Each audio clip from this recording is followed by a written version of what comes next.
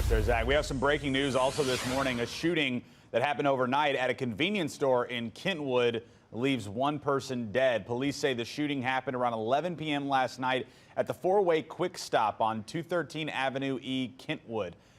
Police say they responded to one victim at the scene, later identified as Deshaun Roberts.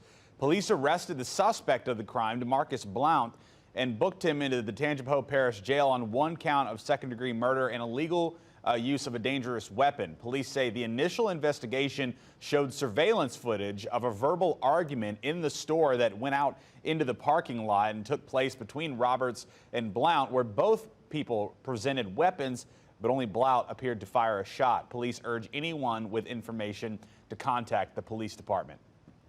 Well, new this morning, the NOPD also investigates a shooting that happened last night around 10:50 on Christmas night. Police say the shooting occurred in the 5100 block of LaFay Street. Reports say one victim suffered a gunshot wound.